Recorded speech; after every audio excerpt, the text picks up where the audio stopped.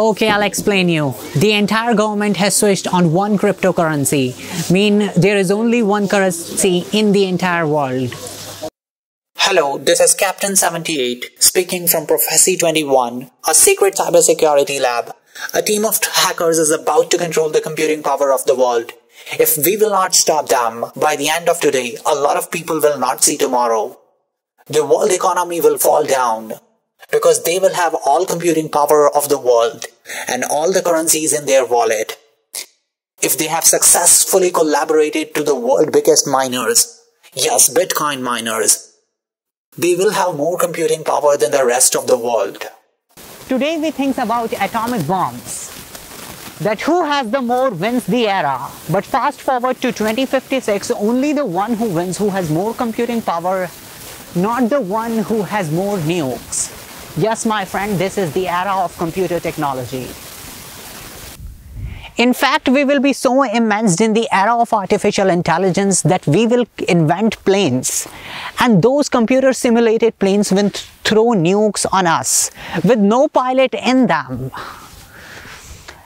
This is all the magic of artificial intelligence, and blockchain will be the first building blocks of it. That is why we should stop these hackers, because in 12 hours they will be the superpowers. Blockchain is an online record maintaining system, just as we maintain our monthly bills on a piece of paper that what we have done and what we have invested. I think we should get out of here, there is so much echo. Okay, come along with me. So what happens in the blockchain technology, aside from a piece of paper, everything is get written on codes. A code which is maintained by a language called cryptography. This language is so secure, yeah, you can come along with me, that this technology is used by militaries. So what happens in the blockchain technology, everything is written on a language called cryptography. Nothing is written on a piece of paper, just as we maintain our records, like how much money we have earned, what invention someone has done, everything we do right now on a piece of paper. But in the blockchain technology, everything is going to be registered on a network which is powered by miners, a group of miners, which has a separate copy of every registration or everything that a single person has done. If a single node gets verified on a single computer, every single miner should make it verified to completely register it as a block. Because paperwork can easily be replicated, blockchain technology allows things to be maintained on every single computer in the world. This thing makes system secure, and whoever registers first will get rewards in Bitcoin. A product once registered on blockchain cannot be replicated because of its unique fingerprints in every computer of the world that is connected by an algorithm. By now, every one of your family member has been replaced by a computer system which run online. No people in the bank to register things, how much amount that you have in your bank. Everything is going to be registered. Nothing is going to be registered as a patent. Everything is going to be registered on internet via blockchain technology. No invention that you are going to do is going to be on paper. As a matter of fact, cryptocurrencies will not only be the currencies. It will be a thing that makes system alive. Not because how much powerful it can be, but because everything will be developed on a blockchain technology, and crypto will be a reward for the one who maintained blockchain. Now, before we begin further, we need to understand a few things very deeply. So that I think that the internet is going to be one of the major forces for reducing the role of government. And the one thing that's missing, but that will soon be developed, is a reliable e-cash, a method whereby on the internet you can transfer funds from A to B without A knowing B or B knowing A. The way in which I can take a $20 bill and hand it over to you, and there's no record of where it came from. And you may get that without knowing who I am. Back then, when precious metal was chosen, gold as a money, because it was rare and expensive to mine. Gold was perceived as a store of value, In 1944, after the end of World War II, a financial system was drafted in which the US dollar was taken as a reserve currency. This created a system where the currency of the world was measured by the gold. But on 15th of August in 1971, President Richard Nixon called for an emergency press conference. I have directed Secretary Connally to suspend temporarily the convertibility of the dollar into gold or other reserve assets. The Bretton Woods system was suspended and lasted around 25 years, where he announces foreign countries will no longer be able to convert their money into gold. Money is a medium of exchange, and the way it has evolved is that it's always something of intrinsic value until the modern age, when the politicians say, well, we don't need anything of intrinsic value anymore. All we need is political decree. We can say this is money, this piece of paper is money. Now money has a new characteristic. But underneath it all, there's this same concept in place that nobody ever seems to challenge, and that is that governments have a right to declare something of no value to be money, and you must accept it. That's really the problem, and it's still the problem today. Then we entered at a stage where no currency was backed by gold or anything of value. This is called a fiat currency. Now government of the world can issue unlimited amount of currency. Unlike fiat currency, Bitcoin is limited in the network. By the year 2140, all the Bitcoin will be mined and no new Bitcoin will be generated by the Bitcoin algorithm. All the Bitcoin that comes into the network are made by Bitcoin miners. Just as gold will not be mined one day, Bitcoin will get extinct too.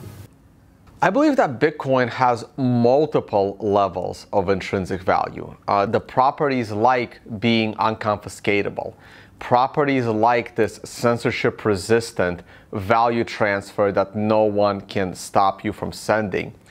More importantly, what gives it intrinsic value is the productive capacity and the brain power. Since mining power is being distributed to every single computer available in the world, people started to mine more Bitcoins by adding more computational power. Okay, now you are asking a question, how did we got to know about these hackers? The way we got to know about these hackers is from our secret cell. They was actually working on Tor and trying to break Tor identification, and they got to know about one deep web website, and that was truly fascinating. They have actually an exact replicate of YouTube. I mean, they can communicate by their videos on that. So what we got on that is this. My Bitcoin mining brothers, we need you for your computational power. Our plan is to join as much as mining power we can to freeze the network. It will be good if you join us. We have gathered all your private information. If you will not join us, we will make that public. We have contacted to the senior government agents to take any decision regarding these hackers. If they control all the mining powers in the world, they will going to be the richest person alive. So it's going to be the first biggest problem for us. And secondly, the world economy is going to get down. Okay, after a meeting, government decided me to hire someone who can kill internet. Means someone who is so expert, who can remove the power of communication from the entire world. So yeah, that's the only thing left that government can do. Kill the internet, kill the mining power, kill the blockchain to make things better, just as before.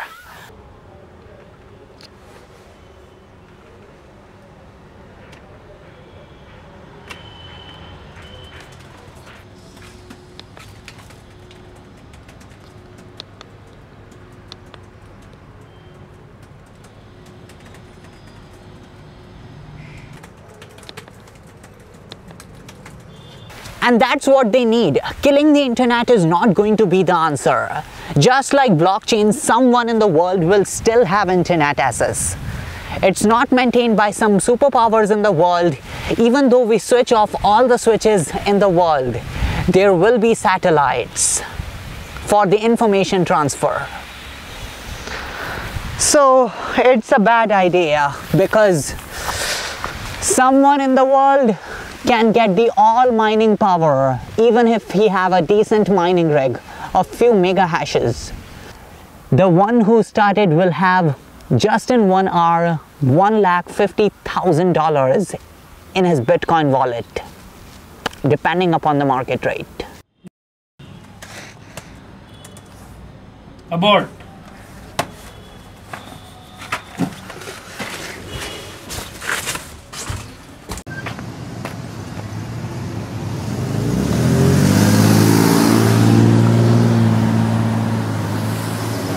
Oh man, easy. Don't take tension, it's my daily job. I think I must wear the seat belt. Yeah, it would be better for you. Easy, take the left from here. Okay. So why don't we catch other miners before these hackers reach them? We can't actually catch the other miners because until they do something wrong, and even if they are going to do something wrong, they would be far and far away because to our identification network. Oh, I see. Oh man, we have to do something. But the government has no way to stop them because they have information about every person. It has replaced bank to crypto wallets and the hard money to digital transaction. Yeah, that's true. But we have to do something.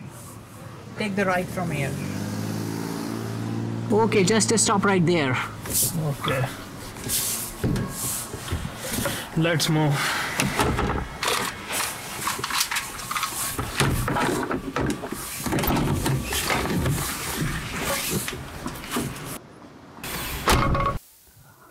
You know why we are in the forest right now? It's because these hackers are so intelligent that if we walk into the city and perform all the secret information about these hackers, they will definitely going to catch us. Even the most securest cybersecurity cell are on the target of these hackers. So we chose this location and we are disconnected from our cell phone internet connectivity, so we can actually think about the 51% attack.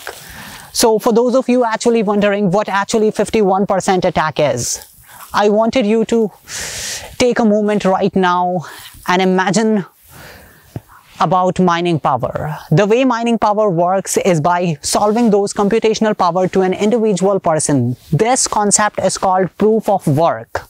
But what these people are going to do, these hackers actually, they are going to control the proof of work because they are going to have more mining powers as long as they can talk to other mining companies. So if this thing is going to be possible, they will have the control on the entire network. So right now we cannot actually either move outside and he can do anything else, because I don't think so anyone is clever than them right now, because within 24 hours everything will be of them. Every private jet which is going to be controlled by a computer simulation.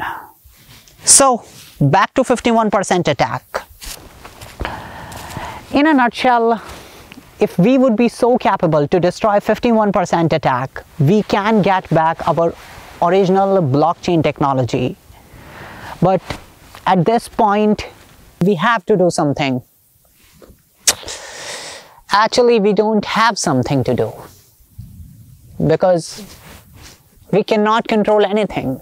These people have everything about us. My credit card information towards the home that I live, everything is registered on blockchain.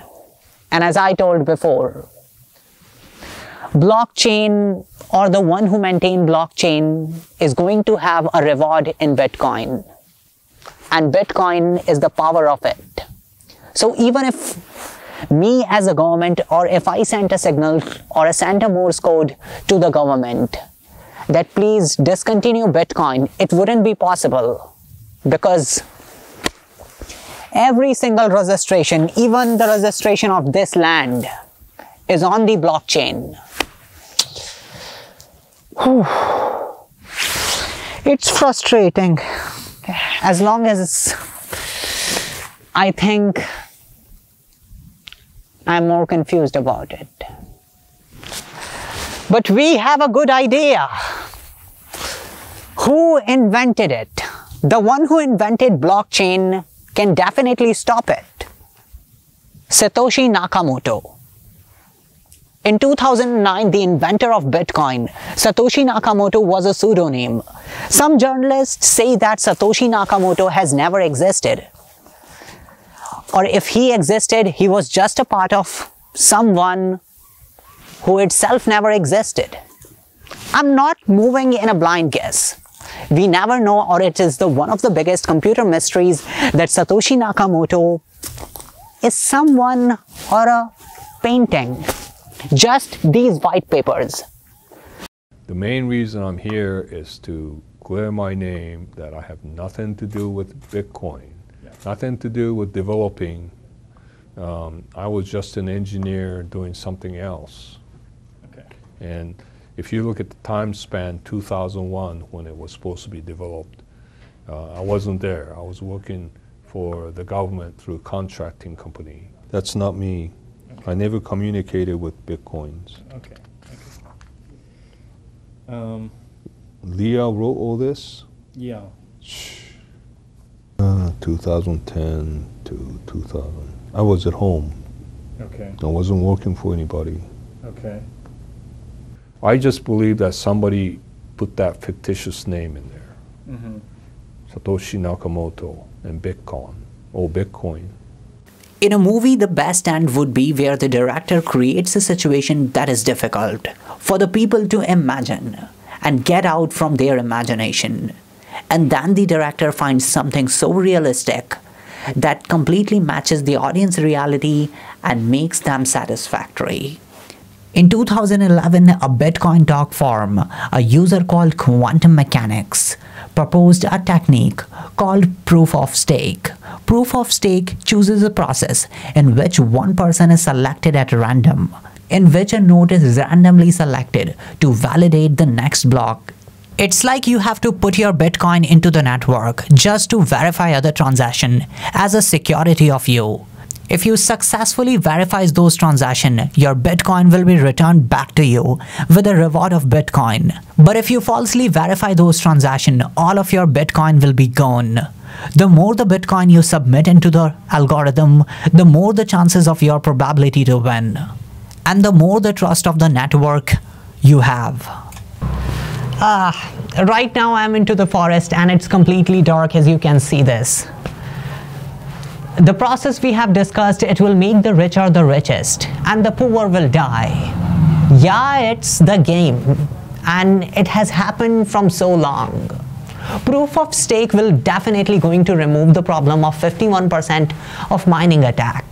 Though proof of stake do have its problems, but for now it is a complete good solution. The developers of Ethereum are working from so long on proof of stake. Yes, proof of work is current technology used by Ethereum blockchain that is going to be replaced from proof of stake in future. But right now in 2019, hackers and all of us are so far away until a new era of quantum computing will change the game forever. The mathematical calculations will be solved like a blink of an eye whenever a new quantum computing technology is going to enter in the market. But until now, thanks for watching.